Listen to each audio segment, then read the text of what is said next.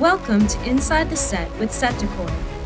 Inside the Set is a series that focuses on the design and decor of stories that excite us and ignite our imaginations, where we get to discuss the collaborations between production designers and set decorators, and hear firsthand accounts of how those works of art came to be, from their inception to ideas on a page through completion, where we sit in the dark and experience them collectively.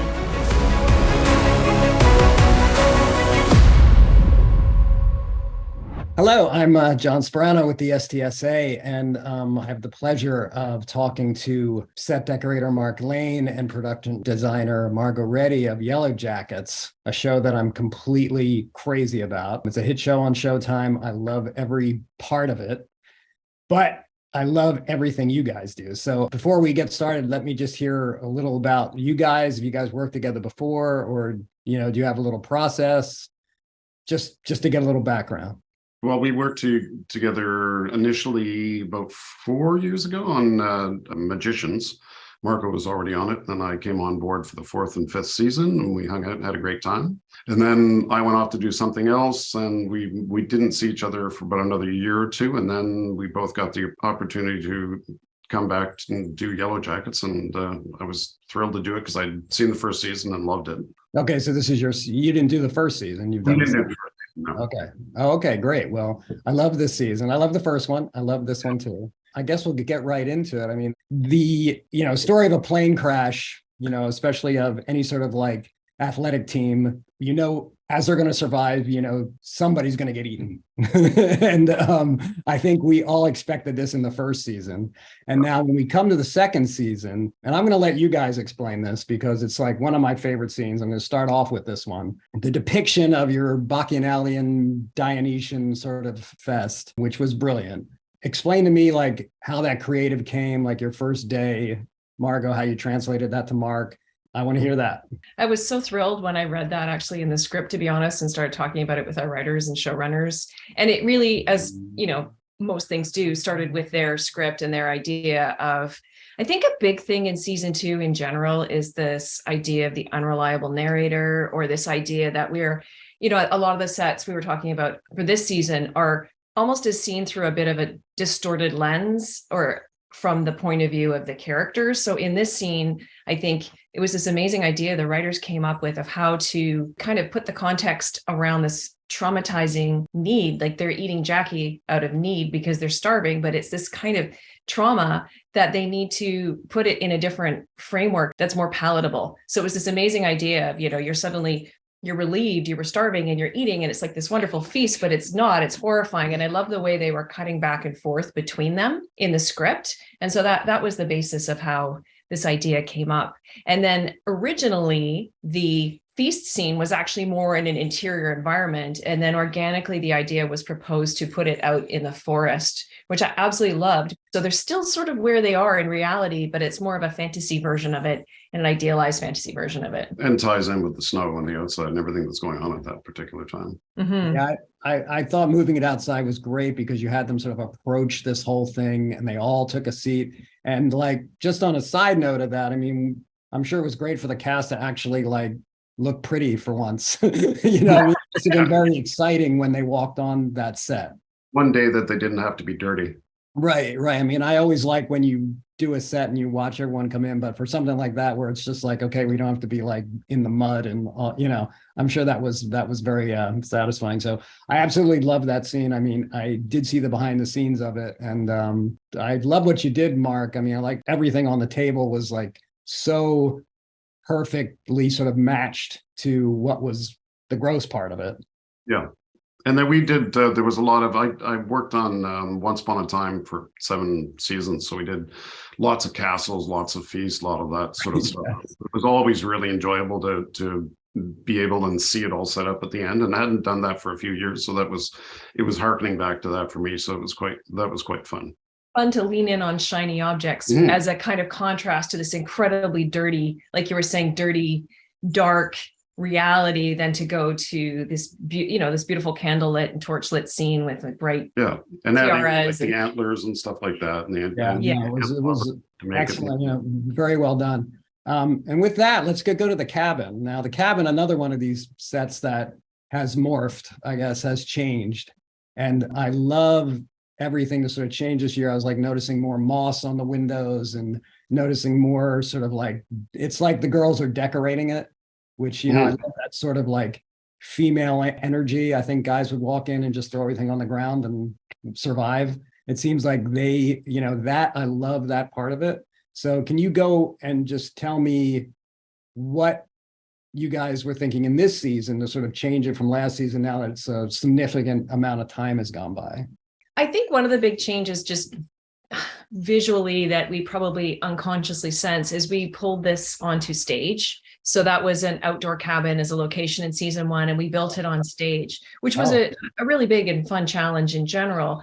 And I think it was massive build. It was a massive build. And I think, we made it a little bigger and a little darker inside so we could film in it a bit better, but also just time has passed and they're sort of going downhill. But I think that sort of slightly, again, the unreliable narrator, slight distorted narrative in some ways visually, we allowed ourselves to play with that a little bit. Like you mentioned, the moss around the windows is practical because it keeps the cold out, but it also gives it almost slightly sort of pretty fantastical feel to it. Quite pretty, and it sort of felt like the inside was or the outside was coming inside at the same time. The claustrophobia was decided to lean into, in a sense, the constraint of shooting on stage and lean into this feeling of the claustrophobia, and that there's tall trees all around the cabin and the lighting is very sort of shafty, and then Mark and team just filled the cabin with, things that were established in season 1, but other new sort of interesting objects. Yeah, and more things that they gathered and found, and just when it was around the cabin, stuff they dug up. And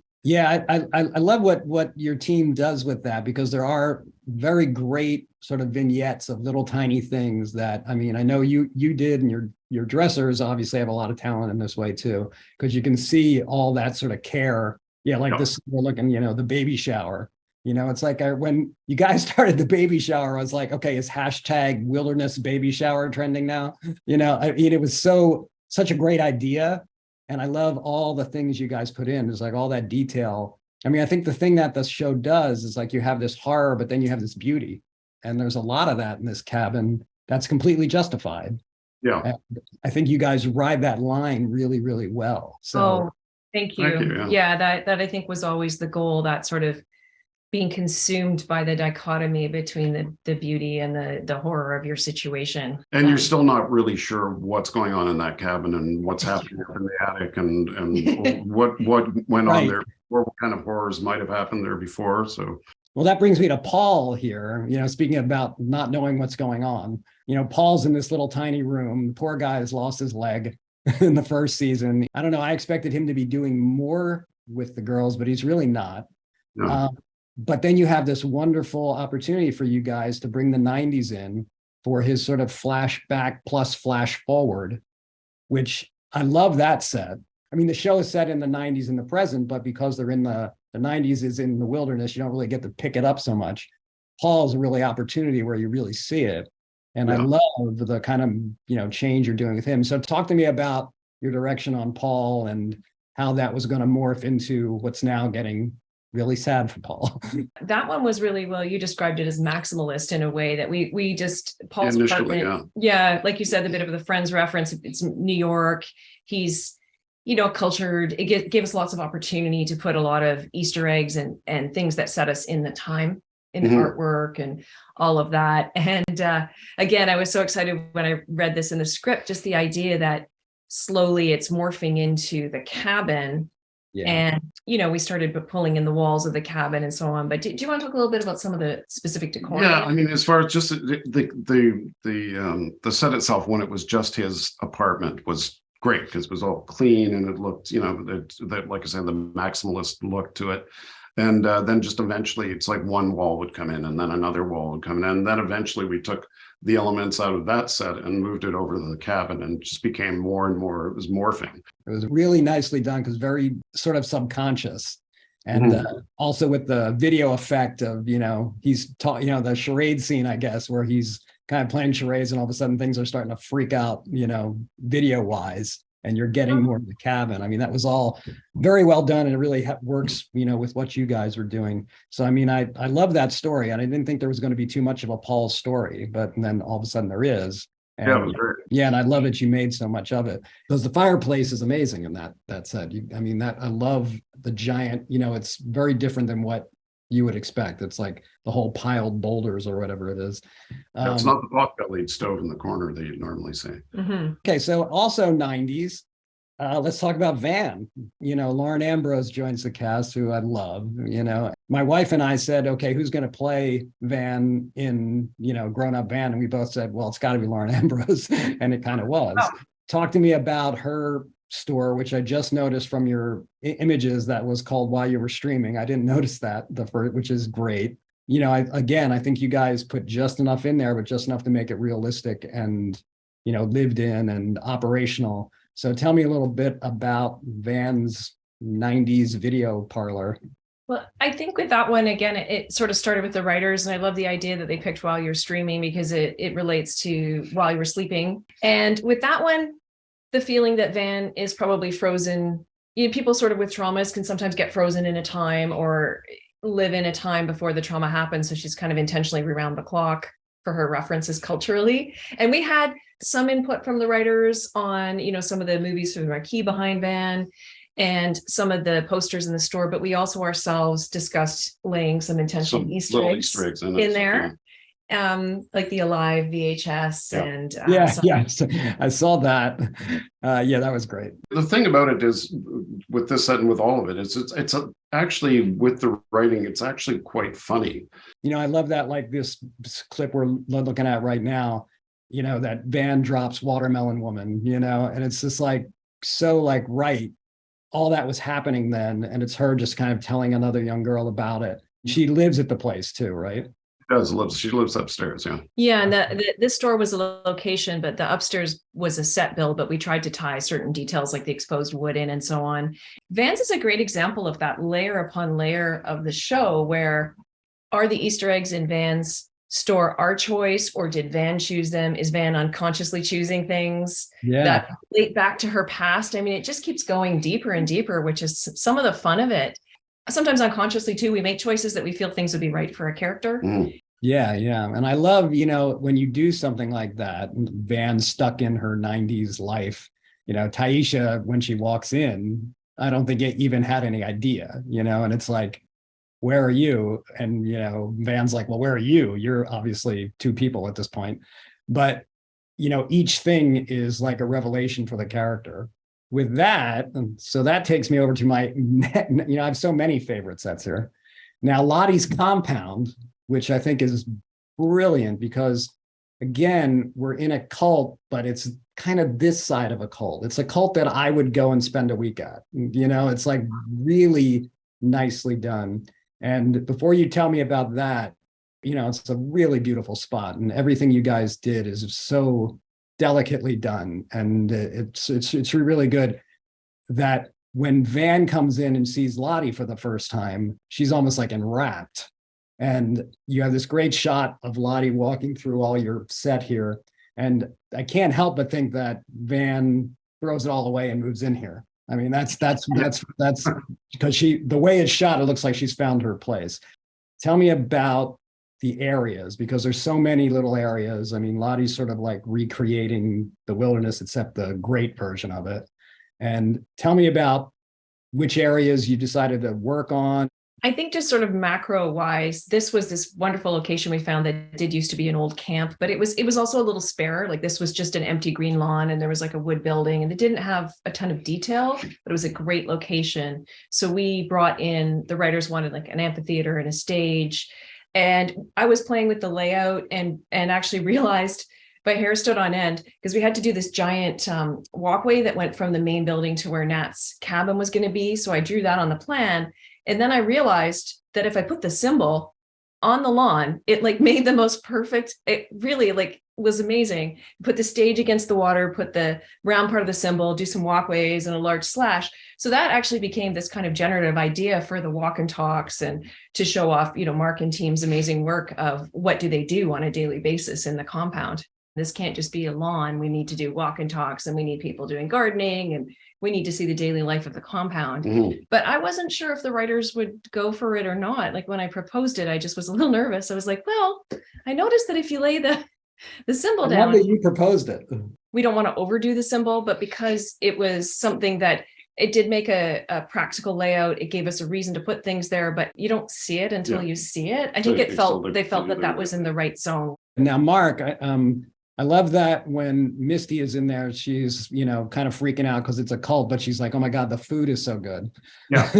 Yeah, I love your kitchen you did in there and all that's, every little place is very well detailed. So just talk to me about, how long did it take to get all that together? I don't know what your shooting schedule is, but I know it's a lot of dressing and a lot of things. It was a lot of dressing. And the other thing too, is we, because of the situation at the actual location, we couldn't leave it dressed. So we'd have to dress it, pull everything out, including the antler chandeliers, which was another little callback for the cabin and stuff. Right. And so it seemed like every week that we went back, or every second week that we went back, we were redoing it all again. But it was all, each time there seemed to be one or two little things that we added that just made it a little more Lottie's as we sort of developed and realized more stuff about her. Wow, I can't believe you have to redress that every time. That's insane. I'm not a fan of that. But it was about an hour, 40 minutes outside of town. But nobody was really complaining, although there was some nasty days and everything. It was a pretty beautiful spot to go out, and if my dressers had to go out and do that, they weren't that upset about it. Pouring rain days. Yeah. It was a pretty beautiful place to be, for sure. Yeah, no, I get that, and that's good. That's good for your team that they were able to do that. The sharing space, again, another wonderful little area where such very heavy stuff is happening. Margot, I guess give me your impressions of how you wanted to kind of put that together, because I know there were probably like a lot, you knew what was going to go on in there. That space was, in a funny way, I feel like possibly the most important set of the season, because like you said, a lot of heavy stuff needs to go on in here. And I really love sort of 70s, 60s woodsy architecture with like the round windows and the cedar siding. So it seemed like a fun way to differentiate this from all the other smaller places inside Lottie's, but also the windows intentionally as the circle worked for me with the idea of it's kind of like a petri dish where you're sort of meant to be secretly sharing this thing, but people are kind of looking in at you. It was a fun concept. What you sit on is a giant log round, which I thought was intentionally kind of hypocritical in a way that you're meant to be really natural, but you've also felled these giant trees to sit on. Your sort of, in a way, it's a bit like Lottie. It's meant to be equal. Like a throne a little bit too. Yeah, exactly. But some are more equal than others. Like she's got this kind of throne to sit on, and again, there's this tissue like beautiful fabric that you guys found, but it's not really private in a way as well. Yeah. And I also love that juxtaposition against your floor there. It's just like, it's like a tiled floor, and then you have like this giant tree on it. It's really like somebody came in there and really made this into the space it was, which is adds to all the authenticity of these kind of, of this set. Anytime I can throw macrame into a set, I do it. I just, texture. A lot of the stuff we did, a lot of the macrame stuff we actually we built, but a lot of it we also found, and then we augmented with more naturalistic kind of things from the forest and stuff like that. And I don't think I've ever used that much macrame ever. The original one, if we have something in the 70s or somebody's house or a mom's house and there's a plant hanger and something like that, but we did quite a bit of it. And it was a lot of fun, actually. And I thought it looked quite great. Or we actually wove some scary things into the macrame because we figured the macrame was probably something they were making as therapy. So at points there's bones woven into it and broken glass. And, that just goes back to the question of, is a lot of this decor at Lottie's compound, is it a little bit performative? Is she sort of trying to say, here we are, we're healing, but are you actually healing?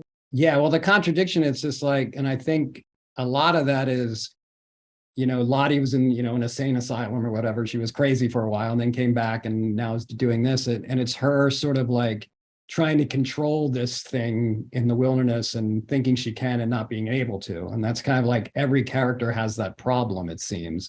So when we went to the bee, when she's collecting the honey, and then all of a sudden she starts having these visions again, I think what you guys do visually is that everything seems to seep in from everything else.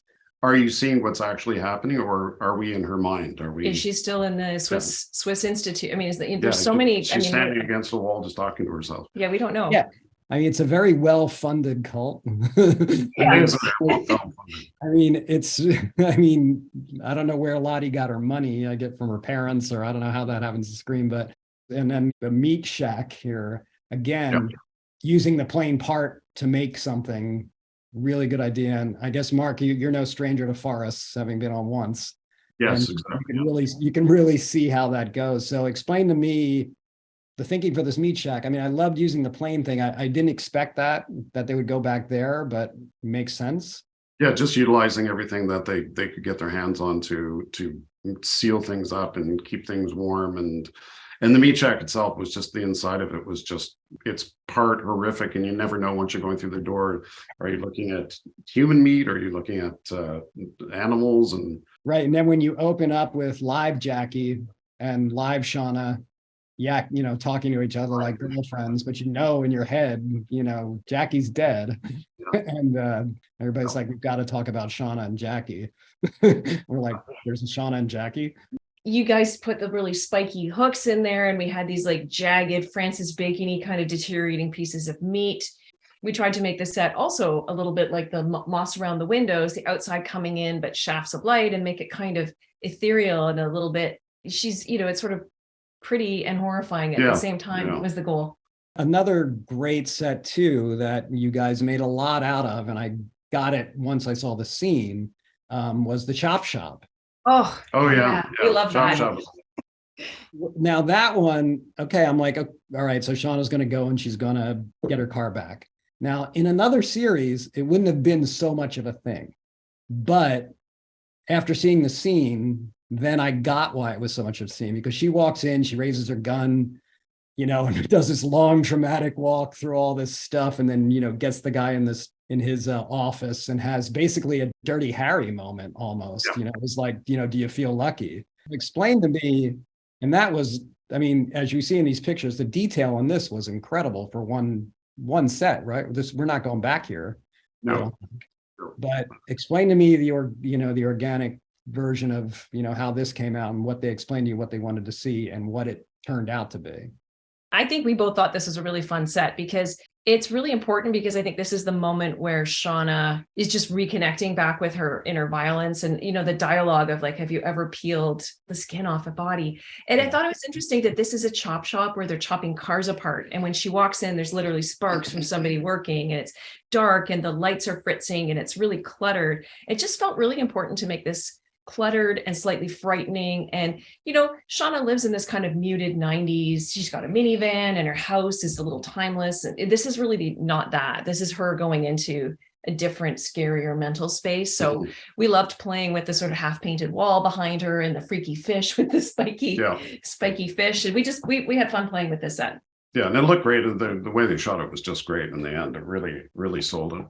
Yeah, they really, you know, shot it very feature, like, you know, this is someone going for payback, you know, and her monologue was, you know, amazing during it. But I'm, of course, looking at, you know, I'm like Carpenter Avenue on the wall. I'm like, okay, what does that mean? You know, I was looking at the signs and I was looking at everything you guys have put in there. You know, all the detail in this one was really, you know, really something to see. Now, how much time, you know, I'm, you know, being at the Decorator, I'm always like, okay, what was your schedule on that one? I mean, that took a while, I imagine. It did. We didn't have a lot of time to do it because it was in a location. We had to go in and basically just commando dress it. Yeah. So I think we had like a day and a half basically to just, and we had lots of guys in there just running through and layering all through it. So. Wow. Or our version of done anyways. That's the reality of the TV schedule. Yeah. You know? Yeah, no. And you guys kind of killed it in there for that amount of time. The hospital. And I think with the hospital, it's fun to talk about this because I feel like it's a sort of atypical set for us in Yellowjackets, and getting back to the sort of unreliable narrator and how a lot of the sets to us and the decoration is sort of something from inside the mind of the character. In this sense, Thaisa's townhouse, as we know, is fairly spare and austere. There's a bit of green. I think she's the most in denial of all of the characters. Like, she's basically portrait of Dorian Gray herself, where there's her and then there's the other her, maybe the real her, the unintegrated. So Right. this was a fun set to do because we intentionally kept it very spare and almost minimalistic and almost simple colors, almost monochromatic, because she's basically kind of intentionally tried to kill her wife, but she's in huge denial about that. So we just wanted to kind of take a moment and slow down the visual, just kind of keep it very like almost calm. And then when she has these distorted visions in there, it really stands out. So it's kind of a different type of set for us for the show. Yeah, it was quite different than the other ones. Yeah, I loved it because it kind of, when she does this little thing in the mirror here, I mean, it was a very Lynchian kind of move. And to have the hospital to be a little more sparse and a little more calmed down, it was kind of very foreboding. I mean, when I went back and looked at it, I was like, okay, well, what's going to happen here? So let's go to the woods. So tell me about that. I mean, I don't know where you shoot this actually, and the exterior of the woods. Let's get to where Misty and Crystal have their final parting. It looked like an edge of a cliff, and again, another just awful scene. You're sitting there watching it, just going, "Don't do it, Misty. Don't say it. Don't say it." And she can't help herself. The poor girl goes over the cliff, and it's I thought it was really beautiful and horrific. I love the cliff. I mean, was there CGI involved in that? That was actually our biggest challenge of the show, because the initial thought, of course, is to shoot that cliff outside on a real cliff, because to try to make a cliff on stage is a giant undertaking aesthetically and financially, but for safety reasons and weather reasons. And when that came up, it was starting to be like sort of blizzards, but not enough blizzards for the right amount of snow, but too much rain and danger for the crew. It was decided partway through production to build that on stage. And we actually had to take away part of our cabin and forest set and put the cliff in and put the cabin and forest back. So that was really challenging time-wise. That was 24/7, basically doing those changeovers to get it back, because we had to come right back to the cabin, I think like a couple of days later. We did. And we also ran out of snow. That's more the special effects department. Field house, but they ran out of snow because we were shooting our units overlap with the current timeline and the 90s timeline, and we literally were trucking snow back and forth, and they literally essentially used up all the product in the province and had to outsource, and there was a different product. And I'd say that was our biggest challenge, was the consistency and the snow. And then the snow we tracked through every building on the studio lot. Yeah. So everywhere you went, there was just snow tracks everywhere, and it was just in everything. They were constantly cleaning. It was all stuck to you. As soon as you had left the stage, you had to wipe your feet on special brooms that we installed on all the corners and stuff, and it was a bit of a nightmare. But it was fun. It was a bit forensic. You could tell who'd been there by the shoe print of the snow. Yeah. Just going down the hall of the office, you're like, oh, so-and-so's in there. Yeah. Certainly worth it, because I mean, it really looked exterior. And then we were in an Airbnb, which was a good scene. Now explain to me where that was and what was that was a place called the Heart House. It's a restaurant downstairs, and it's the upstairs we just completely gutted it, and we sort of built a set really around a fireplace. They had a good fireplace upstairs, and we're like, we could build our set here, because it had to be there for the same day. So we used the same room for both of their rooms and just swapped out furniture. Yeah, so I was sitting by the front door waiting for the changeover, and Elijah would run out in his pajamas, and then Christina would run in her pajamas, and just waiting for that changeover. That was a lot of fun. That was a fun day. And I mean, the way they did that with the split screen was amazing. It was really fun. So that was one of those, again, sort of detail oriented scenes where they're each doing a face mask, and they're each inspecting the phone and looking for, doing their. And you're doing what, as you know, just you're doing it in front of the camera some of the time, and that was one of those times where you're racing. Our changeover is like, okay, you got 20 minutes. Everyone's like, okay, you got 5 minutes, let's go. Yeah, I love the bag over the TV remote. I was like, okay, now why don't I do that? Because that's disgusting. TV remotes disgusting. And I love that you guys caught it, or the writing, whatever. Everybody caught all that, and it was very good. And like I said, the welcome basket and the honey was another thing that I was like, that was very clever. Where is this shot? In Vancouver. Okay, in Vancouver. Now, I imagine there's a pretty good film support there at this point, or do you just have to get creative? There's a few large props houses, nothing obviously like Los Angeles. There's a few good ones. Most of the time we also deal with like antique stores and stuff like that. But what I've been finding in the last few years more than anything else is if you've got enough lead time, is we're ordering a lot of stuff off the internet, which I guess everybody's doing now. There's always lots of furniture options in town. Does your process change on a show like this against another show? Yeah, I think this one, obviously Yellowjackets, I think Mark and I would agree, because we had worked before on a show called The Magicians. I was on it for 4 seasons and Mark was on it for 2. And we were both very happy when we landed on Yellowjackets together as well, because we were like, oh, this is that wonderful feeling that you get on the rare show. And before, I'd worked on Bates Motel as an art director, and it was another show like that. There's shows that are run by really amazing writers who are good people, who communicate well, who do this wonderful combination of giving you a clear idea of what they're thinking, but then also letting you have some autonomy and letting, other people's ideas come in as well. So and it's this being great very, balance. very appreciative too of everybody's work. Yeah. So we really loved being on the show for season 2. We were so happy to land there. Every single detail is so well considered from the beginning with the writers, but then I think that we were all tasked to also consider every detail. I've enjoyed it immensely, and I'm still enjoying it, and I'm going to be upset when it's over. But you guys have been great, and gosh, thank you for your time. I know you guys, have been working very, very hard, and I'm sure you're off to other things, not better, but other things. And it's really been a pleasure, and hope to see you guys sometime. Who knows? We run in some circle if you're ever out in Los Angeles. But it was great. I really very excited about talking to you guys, and you guys are work is spot on. So thank you for sharing. Thank you. It's great to meet you. Really appreciate it. Thank you. Thank you. Thanks for joining us for this episode of Inside the Set with Set Decor. Don't forget to subscribe to our YouTube channel and visit our website, setdecor.com.